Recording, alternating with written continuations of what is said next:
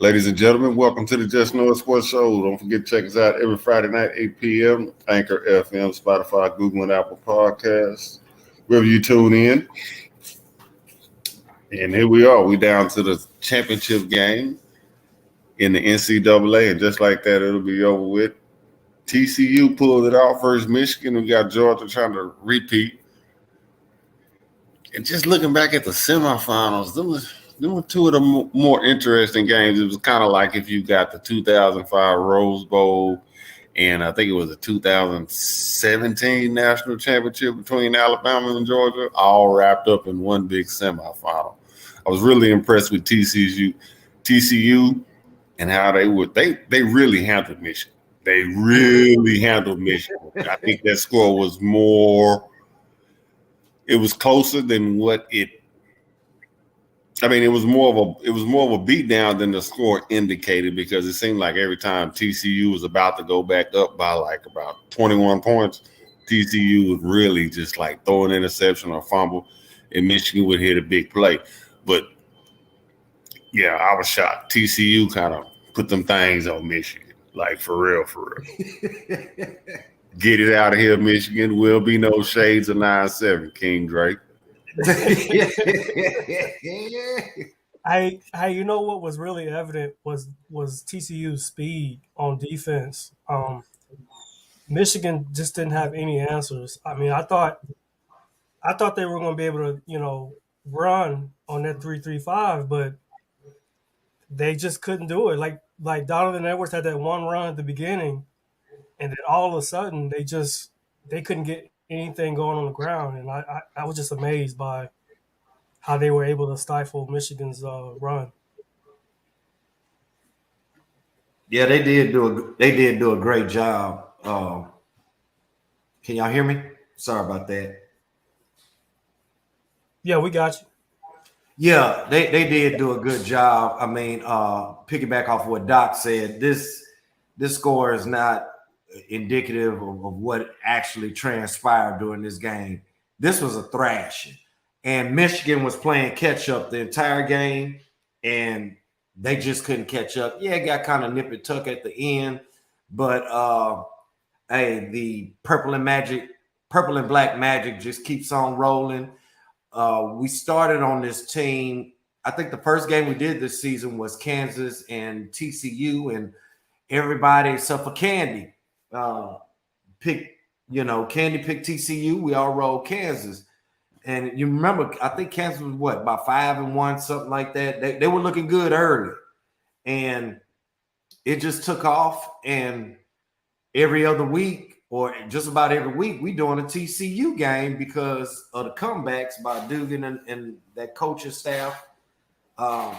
Outstanding job. And I thought Michigan was the complete team, but obviously I was wrong. Mm-hmm. And yeah, get it out of here, King Dre. Get it on out of here, fella. Hey, you really got to question. You really have to question Jim Harbaugh and his coaching staff. Like at the very beginning, they get down to the goal line and they try to get cute. I don't quite understand what that was about. Like, you know what I'm saying? They went all season grounding and pounding, on the ground, and then they get to the goal line and they get cute. I didn't get that. If you really just want to be honest, you have to really question the whole entire Michigan program. They won one national championship in the last 80 years.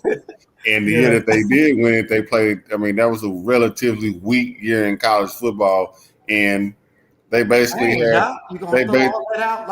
They basically had 2 or 3 plays on offense, and it was a gimmick and Charles Woodson. So they honestly really shouldn't have won that one. So if you really just look at Michigan football, they really should have won that championship in the last 80, 85 years, and I just think that they're just overrated as a program, institution, and all that good stuff. And I'm glad they lost.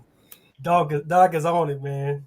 Dang, Doc. I mean, I understand you wanted to get in the studio, but yeah, he was gonna be coming with it. Sound like he's got a grievance. Right. That's a damn shame. I know, right? All that hatred, man. It's okay though, man. But I mean, as I told y'all, man, if TCU plays the way they played against Texas, this is not going to be a cakewalk for Michigan. And I felt it in my spirit, and that's why I said what I said. And we saw it. I mean, they pretty much outside of that one big run, they pretty much kept Michigan in check, and it made it real hard for them to play that game. And it was pretty much downhill. I mean, golly, I'm speechless, man. That's all I really can say. I'm speechless. I'm shocked, stunned, all that. But I mean, hats off to TCU. I guess I got to go for TCU now. You know, it might sound crazy that I'm cheering for the team that knocked us off, but I guess I got to represent for the state of Texas now. So go ahead, Horned Frogs, bring us home. Right on. I mean, I don't know. It's looking like this is a situation where Michigan is turning into the new Notre Dame, where Michigan keeps making it to the playoffs and they keep losing. So I hope this doesn't turn into a situation when they keep going to the playoffs and they keep losing. But at the end of the day, I think they missed Blake Corum. I think that as a matter of fact, I know that would have been huge with the ability to. I think they would have got more than 3.3 yards a carry with basically the best running back in the nation back there. But he'll come back next year and he'll have a chance to see what he can do. And since this playoff system started, no Big Ten team has won during this playoff system that college football has. Ohio State did. Zeke. Ohio State won. Yeah, they beat Alabama. Zeke. But was that during the college football playoffs? Yes. Yeah. Who did they beat before? I thought that was BCS. No, they beat. They beat BCS. They beat Alabama. It wasn't BCS, bro. Yeah, they beat Alabama in the semifinals, and they beat Oregon for the national championship. Yeah. Yeah. It was Mariota's year. Yeah, Mariota's year. Yeah, Mariota had two runs. Mariota lost twice. They lost against Zeke and then they lost against Jameis in Florida State. And you said that was 2017? Yeah. No. That was 2015. 2015. 2015. Yeah, it was 2015. Yeah. Ohio State, because I remember they had Cordell Jones. Jameis won in 13. Jameis won in 13. So actually, Mariota, Oregon had three chances to win it. They lost against Cam, they lost against Zeke, and they lost against Dre just said it. They lost against Florida State. Florida State. Winston. Yeah. So 3 times Oregon got to the national championship and lost. So crazy, man. And Ohio State isn't too far behind either. No, they're really not. Ohio State really not. I tell you what though, Ohio State slept on Stroud though. I know that. Y'all slept on him. Ohio State missed Jackson. How you say his last name? I can't even think of the young man's Jackson. And Jigba. Yeah, Jackson and Jigba. Yeah. I mean, to be honest, he was the better wide receiver coming into the season. But I guess with him being out, I don't even think he played 3 complete games this year. He basically was just like, I'm finna get on up out of here. But that's neither here nor there. But I think that just opened it up to show. But clearly, the best player on the field was Marvin Harrison Jr. I mean, it was obvious that he was the best player on the field. And since you like Champ Bailey so much, Doc, I don't know who number 24 is, but they need to go take that out. He was getting roasted by Harrison Jr. and number 6. He really was. But that was the difference between basically what I saw. From what I saw, Ohio State was able to do what Alabama did to Georgia's defense without the hurry up in last year's SEC championship. And I think most people forget that Alabama lost both of their starting wide receivers in that national championship game, or Georgia probably wouldn't even won that one. But they faced a pro-style passing attack, and they got lit up. And that was a big win. That was a big deal for Ohio State. And that was a big deal because basically it just shows Ohio State, like, they had a chance to really, really get that done. And I think for the most part, it's SEC or bust when it comes to this thing. They've been dominant in the last couple of or they've been dominant in these playoff formats. So that was big as far as recruiting, I think, especially with losing to Michigan the last 2 years. So big up to Ohio State, they showed up, but at the end of the day, we got Georgia and TCU. It's crazy because I actually like this matchup just because it's not Alabama. Period. Y'all understand how happy I am it's not Alabama. And I might sound like a hater, but I'm just tired of Alabama getting the perks. And we never actually really get a chance to see anybody else get a shot to see if they can win. You know, we all assume that, oh, this team wouldn't beat this team and all that team. We don't know. That's why you lace them up and play. I mean, hands down, everybody was like, oh, Michigan by 21, Michigan by 14. And clearly that ain't what happened. TCU went out there and showed up. And they played better football than Michigan for the entire game. And won. And nobody, I'm pretty sure half the country didn't pick TCU to win. And look what we got. But I want to see that, man. I'm looking forward to seeing different teams get a shot, man, instead of the same teams over and over. It's the same teams over and over again every year.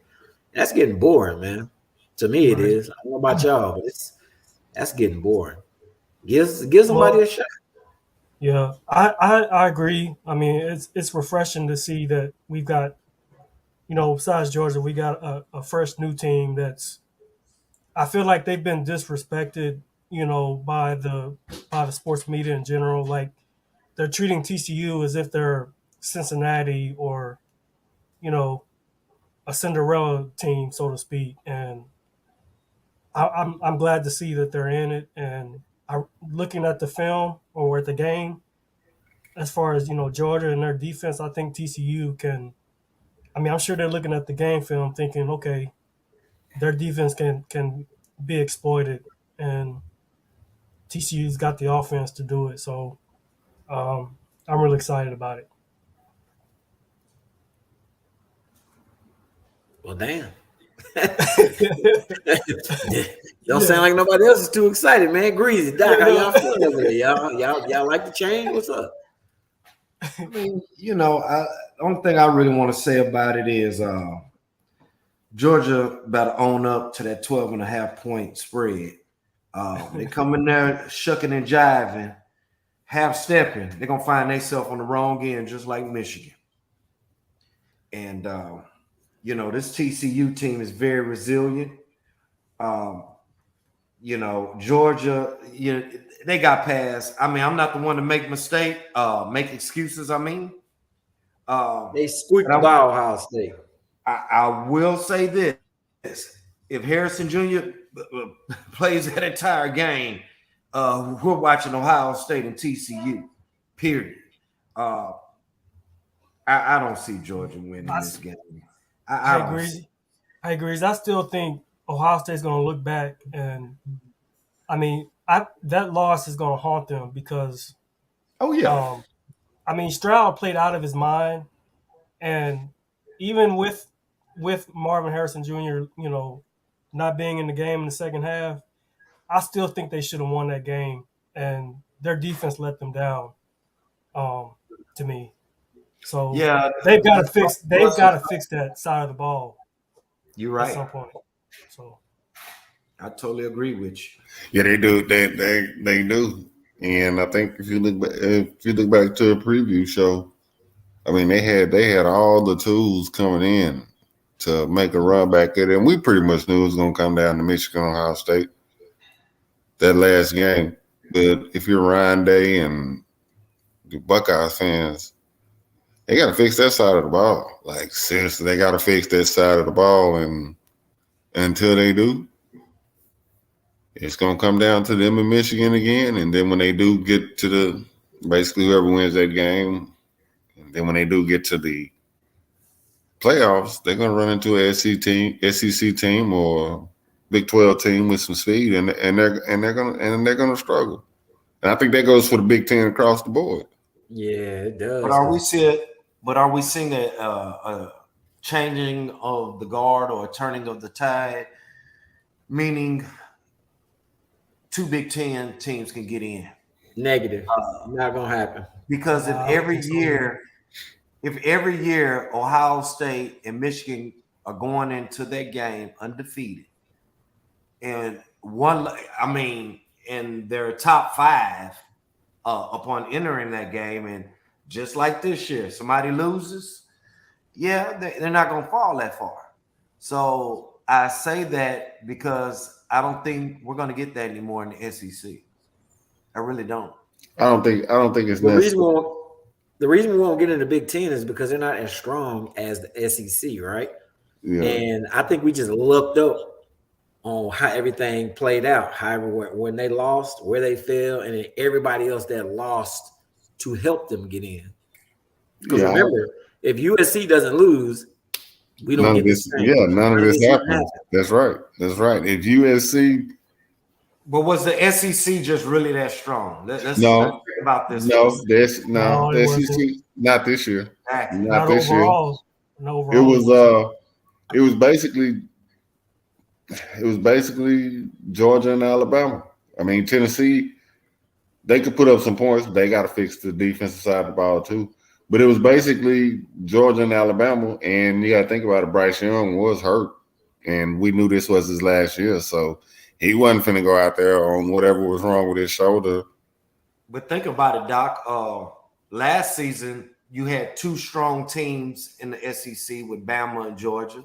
Right. This year, you get 2 strong teams in Michigan and Ohio State, which I think they're better. Those 2 teams in the Big Ten are better off than 2 big time teams in the SEC, because other than Georgia, who do y'all really feel gonna hold up the West in the SEC?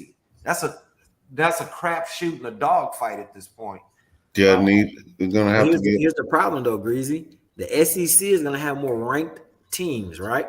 And they're gonna play more ranked opponents than the Big Ten will. Big Ten. Florida gonna have to come on with it, and Tennessee gonna have to make what Tennessee's gonna have to continue trending up, and Florida's got to get back to being Florida, or it's gonna continue to be Georgia and Alabama and LSU. I still don't think. Don't forget LSU. Yeah, don't forget LSU. I still think. LSU. I still don't think LSU has the right coach, but that remains to be seen. I'm just not a Brian Kelly guy. It's not that I don't have a problem with the Tigers at all. I'm just not a Brian Kelly guy. not and impressed. Let me tell you that, y'all, Doc. Also, when I said, none of this happens if USC doesn't lose, but you also got to remember there was another game that changed everything too. When LSU lost that A&M game, it was over. It was at this point when LSU loses to A&M, playing Georgia in the SEC championship game means nothing. Absolutely, it means nothing. The only thing they could do is play to beat Georgia, and what was that going to do? Knock them down from 1 to 2, or only 1 to 3. If LSU beats Georgia in that championship game, if I'm not mistaken, they went out, don't they? Yeah, I mean they would have been in the Final Four. Yeah, I mean, if one thing Texas A&M can do is screw up a college football schedule. I mean, we was talking in September like that October 9th game in Tuscaloosa was going to be Armageddon. And A&M comes out of the gate and proceeds to lose two out of the first 5 ball games. So, then they turn around and beat Miami, sent Miami in a tailspin. Then they play Alabama in a highly contested game when they went down to the fourth down in Tuscaloosa, and everybody was watching. It was a primetime game. It's 7:00 at night into big money. It just so happened A&M wasn't in the top 25. They lose that game, so you're thinking, okay, well, they lost that game, but they showed some fight against Alabama. Well, maybe they can finish off the season without losing, and they proceed to go out and lose, 3 of the next 4 ball games. So one thing A&M can do is screw up a college football season, so I don't even want to talk about the Aggies. Yeah, get it out of here, Juice, man. Get it out. There you have it, Juice. Hey man, I can't say anything, man. I'm just, you know what I'm saying. I know what the deal is. They're a joke, man, and hey, I'm saying it as a fan. They're a joke. You know what I'm saying? They're equivalent to Dre's Texans. Oh man. Dang. Low blows being thrown today by the Juice Man. Okay. I mean, it's all good. I mean, the steel curtain. Wait a minute. The aluminum curtain defense over there. Okay. Yeah, I mean, when he got him a new college football team, TCU. He ain't playing no more. I don't blame him. Hey, let me ask you this, Juice. Yeah. Do the Aggies suck because of the talent or because of the coaching, or a little bit of both? Or maybe the overhyped talent. I would put it that way. The overhyped talent, and I also think it's coaching. I think Jimbo Fisher is overrated. To me, he's an overrated coach. Like, okay, he got that one national championship 2013, and Bobby Bowden's team. You said by who? You said that was Bobby Bowden's team. No, I'm just saying that one national championship. He couldn't do anything after that. So I don't. That was a fluke national championship. Hey man, watch out! Watch out! No, you. He's overrated. He's an overrated coach. I'll just say so. Guys, how many times do y'all think a team should trade out coaches? Because at some point, you got to have a coach and give somebody some kind of tenure there. Like 3 years is not enough. Not in this generation. Everybody want to microwave a brisket. Well, not in this generation, and they're paying these coaches a lot of money. You're not going to give a coach $15, $20 million a year and give him 4 years to see if his first recruiting class can get it right. It's just the game has changed. It's just not what it is in 1989, where Lou Holtz basically took over the Irish in '86, and he had basically 4 years, 4 years. He finally won it. Then he won another one, and then he kind of fell off, and then he was kind of in the mix, and then he was gone. I mean, the days of Woody Hayes coming in and being there 20 years, and he's going to play against like Ryan Day and Harbaugh. Is not as much as they got a little good, as much as we see. Okay, well, they got a little. These are two coaches kind of like they got some character. You can see Harbaugh kind of got some character. You can see Ryan Day got a little character. He's got a little fight in him, but it's not going to turn into Woody Hayes versus Bo Schembechler because one of them's going to end up getting fired. Mm-hmm. Period. That's just what it is. So the days of Jimbo being there for 10 years and whatever's going on at the University of Texas and developing this rivalry, and Saban's getting up in age. He's almost 80, so Jimbo got about 2 years to kick us from dust with Saban and that whole Alabama fiasco, and then Saban's going to be looking to just walk away, basically. Alabama's going to become a victim of its own success, whether they like it or not. Because after 3 or 4 years of going 10-2 and going to the Citrus Bowl the day before the playoffs start, that's not going to get it done in Tuscaloosa. So he's going to eventually be forced with some decisions to walk away from it. It's just not the same no more. I think A&M's problem is that they just suck. They recruit. I think what's wrong? They just for the most part. He's not lying. For the most part, A&M, it is what it is. When the team shows you what they are, believe it. Like if the 95 Cornhuskers rolled into Kyle Field, I would put all my money on Kyle Field, on Texas A&M. I really would, because I've seen it year after year after year. No. Now I don't know about that one, Doc. But if Yale, bad team. but they would A&M would, because A&M would pull that game off some kind of way. It would be a lot closer than what everybody expected. But A&M would turn around and lose next week against Yale. That's just. I mean, we've seen it. This is all right, Doc. I got you right here. What about them '87 Canes? This is nothing. This is like not something that A&M has done like in the last decade or so, this goes back to the RC Slocum days. Like A&M, top 3 team in the nation. They go to the Cotton Bowl. They play against Terrell Buckley, Casey Wells, and those Florida State boys. They lost 13-2. They didn't show up. They couldn't win the big game. The next year, they got Leland McElroy and such and such and such and such. And they go to Colorado. They go to Boulder against Cordell Stewart and those guys. They didn't win the Orange Bowl. Or was they that didn't win the big game. So Didn't they lose to UCLA twice in the Cotton Bowl?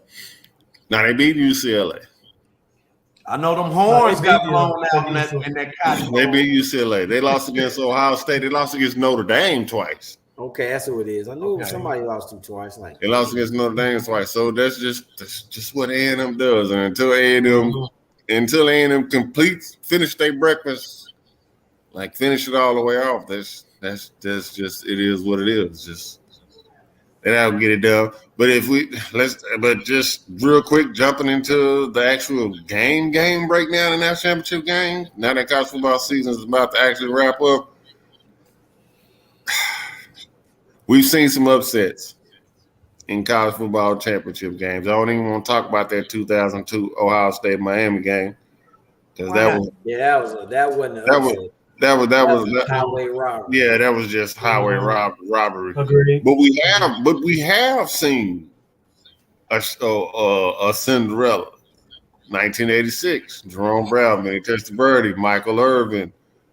Those guys, they go out to the Fiesta Bowl. Oh Lord. No name Penn State team with Joe Paterno beats them 14-10. They intercepted Vinny Testaverde 6 times.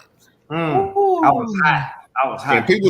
And people talk about the 87 Canes, but the 86 Canes actually probably the closest thing as far as pure talent on the Miami team. You ask them. That 86 team was probably the second most just as far as just straight up dogs and straight up talent. That 86 team was more talented than the 87 team they won, and probably after the 2001 Hurricanes, probably the most talented team. That 87 team, Testaverde wasn't right. Testaverde was gone. 87 didn't have Jerome Brown. I think Blades was gone. I know Highsmith was gone. So they lost a lot of depth that could compare to the 2001, but they end up losing. Could this happen possibly in this one? No, I personally don't see it because I don't see Max running that Tim Tebow style offense against Georgia without getting his back broken too. No. No, all those quarterback draws and no. The reason why Ohio State was able to exploit Georgia because they had a pro-style passing attack with like 2-3 pro-style receivers. Again, which is what Alabama was able to expose about Georgia in the SEC championship and was on their way to doing an national championship game. Other than a big play or two and a little 7-yard pass to a wide receiver, which turned up the field and ran 80 yards, every time TCU pretty much tried to throw the ball down the field, it was picked off. TCU made a lot of plays on that Michigan defense by the quarterback running. And if he thinks that's going to sustain any type of drives without him getting sent to the nearest hospital, no pun intended, with what happened to DeMar Hamlin Buffalo, praying everything works out all right, he's going to be in for a long night because that Georgia defense will break that in half. Not so fast, They my will break friend. that in half. Nah, They're gonna break that in half. I don't see TCU winning this one. I'm a Texas dude. I'm in the Metro play. I don't. I'm sticking to what I said last week, and I'm gonna stick to what I've been saying.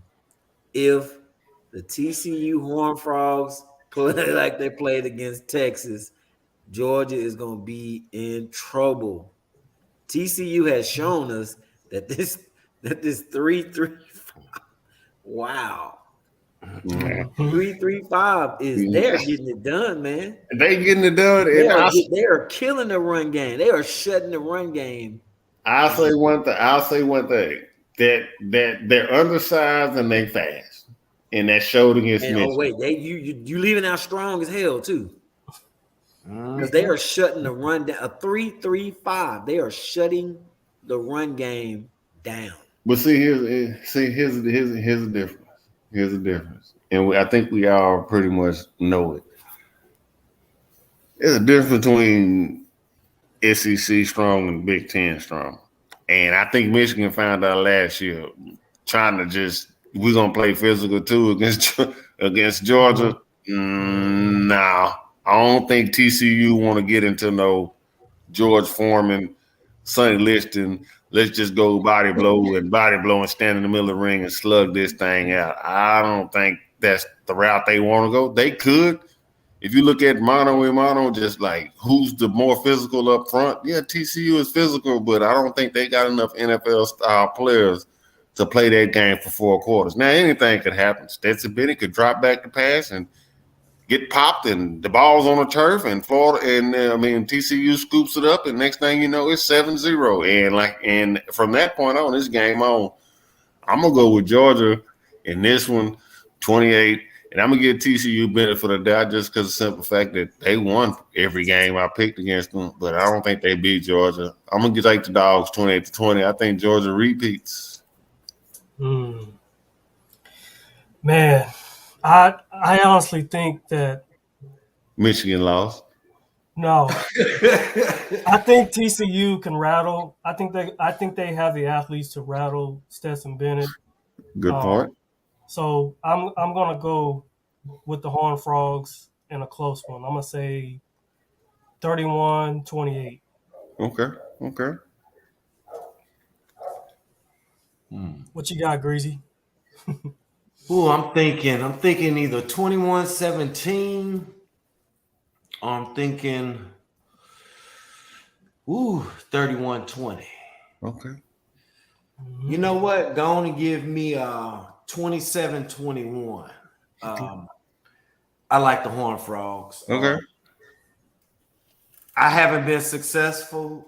Well, I only picked against them one time this year. Twice. Well, no, just the Kansas game. Just Kansas. And you picked Michigan. Oh, well, yeah, my bad. But that don't count. That's playoffs. I should have went with TCU because Michigan always break your heart. Trash. Get them out of here. Even with that 5-5 top. Trash. Oh man. Yeah, they need to strip them banners down anyway. They cheated. I think like CJ Stroud, I noticed Georgia plays a lot of man-to-man coverage. And CJ Stroud was able to exploit that and use his legs on numerous times. I do not trust that Georgia secondary, not one bit, especially number 24. That is trash. No, you know, he's a young man. I'm not going to say that. He's not. You already said he's the weakest link out there. But I like my chances because TCU can run the football. They can get after it. Ohio State, when they weren't doing all that trickery, end arounds, and just running the football, they were breaking off yards. And TCU has a better running attack. I just like TCU in this one. Georgia, yeah, they're gonna play. Georgia shouldn't even be in this game. I'm just gonna keep it funky. And the way Bennett was crying on the field, you swore they won the title. Their title was last week. TCU title is this week. 28-35, Horned Frogs. What you got, King? 28-35, Horned Frogs. And I'm putting all my money. You know how they push your money on black? I'm putting all my money on that defense. That's where it's going. That defense can stop that run. It's gonna be a long night for that dog on Georgia. Hey, nothing here. And man, just like that, the college football season is over. Man, that college football be flying by. I don't know how many of y'all actually play fantasy football, but I got a dilemma now because I'm actually a league owner in one of my leagues, and I got a dilemma now. Again, this is secondary to the young man that's right now in critical condition in Cincinnati, Ohio, DeMar Hamlin. Prayers up. But I got a dilemma. I got a semifinal game in the playoffs, paid league, and one team is up by 6 points with a receiver left to play, and the guy that's losing has a kicker left to play. Well, in fantasy football scoring, you can't say, well, that's just an automatic dub, because I get his complaint. A 50-yard field goal, that's 5 points. And he already has 1 point on the extra. What team does this kicker play So for? what happens if you call a draw? What team does this kicker play for? Cincinnati. You're not kicking in no code over 50 yards in Cincinnati. You can't say that. You can't say that. You can't I say say over 40. I say between 40 45. You call it a draw, bro. You can't call it a draw, because as is right now, that would be a disservice to the young man that is actually winning the game. You can't see. Here's the dilemma. You can't. I'm not in a position to where hypothetical, because Justin Jefferson, which he made a good point. If it wasn't for Justin Jefferson totally getting shut down by Zaire Alexander, the game would be over. Nobody expected Justin Jefferson to get held to win. Alexander told him it was a fluke. Well, Me and you just had this discussion. Yeah. I understand all that, but did anybody in their right mind think that he was going to hold a man for one catch for 15 yards? No. I did. Nah. I did. No. Nobody saw that I coming. did. Come on, man. Come on, man. So here's the dilemma. Here's the dilemma. Like, they're not going to play that game. They're not going to play that game because it's impossible to play the game. they're not going to play the game. The season ends this Sunday, and there's no way they can squeeze in a game on a Tuesday after a Sunday game and be like, oh yeah, by the way, neither one of y'all got the number one seed, so y'all got to play again Saturday. That's impossible. And number two, they're not moving the Super Bowl, ladies and gentlemen. You can wrap that up.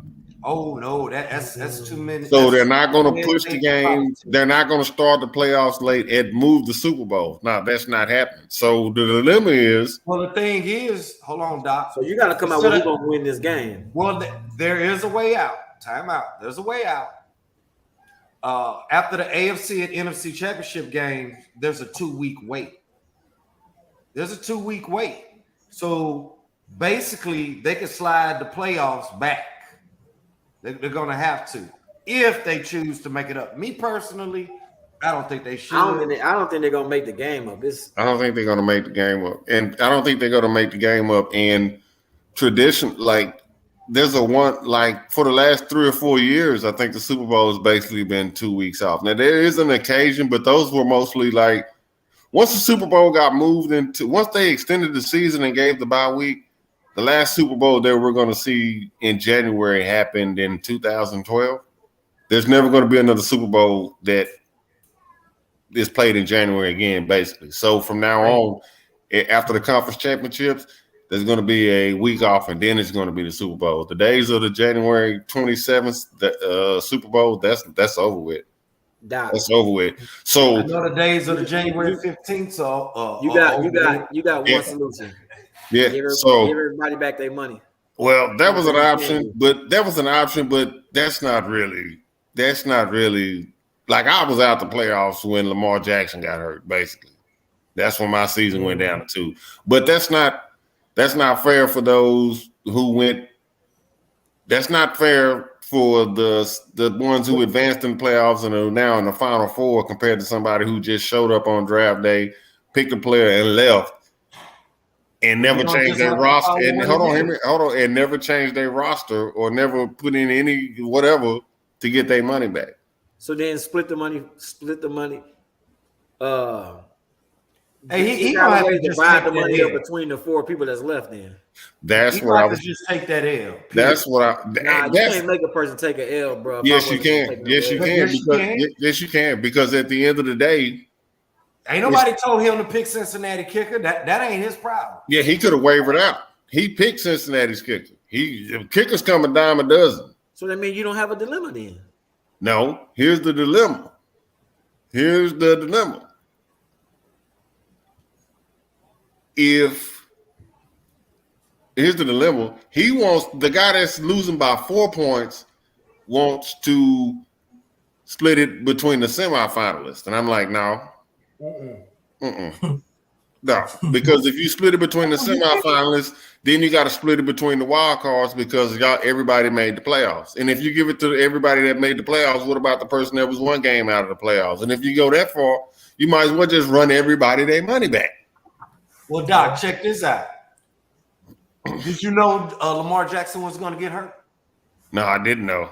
Okay, just like we didn't know that DeMar Hamlin and this Buffalo Bills Right. Cincinnati game was going to be Right. suspended. Right. Which is what it is at that point. Which dang, that's what I proposed, Greasy. I was just like, hey man, you ain't paid nothing but X amount of dollars. It's not like you paid $15,000 on playing this league and we playing for $150,000. No, that's not what we do. It's a little chump change. You put it in the pot, winner takes all. And I'm just like, you might have to ride this one out. You won it last year. You win some, you lose some. Oh, that's it. That's it. Yeah. I mean, at the end of the day, This why That's it. this you is need to figure out a way to split So it. the other guy that he's playing against have a game against. Is all his players finished? The guy he's losing. No. One guy has Nope. a receiver playing, Oh, one guy that- has a kicker playing. Yeah, the guy he's playing against got Gabe Davis. So Okay, so check this out, Doc. So they have more players that are going to be playing this Saturday and Sunday, correct? Oh Right. no, that was No, last no, week's no. game. That's No. last Yeah. week. they after this Sunday is the Super Bowl in fantasy football, basically. Yeah. So it's Oh, a this wrap. weekend because we got games Saturday and Sunday. Right. Hey, man, So hey, whoever losing. Oh, just so this is lost. the championship. This is Yeah. the Yeah. so whoever Whoever losing lost, bro. That's the whoever only lost thing it. you can do.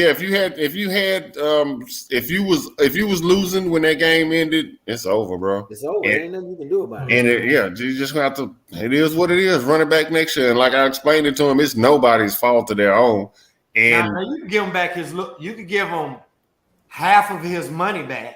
and what And he's ESPN, just out. He's just out at that point. which is what I'm proposing. Like, man up. Like, you win some, you lose some. Like, you know what I mean? Like, you win some, you lose some. And what ESPN is proposing is that since I'm a league manager, I can go in and do just something just don't make no sense. Have the score as it is, have him pick a kicker, and have the other guy pick a wide receiver and go by scoring out of that. I ain't finna do all that. That's too much work. I ain't finna I do like all what Greasy said. Just give him a small portion of his money back. and I call say it a half. day. I don't even want to open that can of worms because, like I said, if you give him his money back, well, what about the person that's in fourth place? Well, then, But I damn it, want he my lost. money back too. I made it to Well, the no, I didn't say semifinals. all this money He lost. because the person that who lost the other conference championship, Right. They were able to play all their games, correct? All their players played last week. Yep.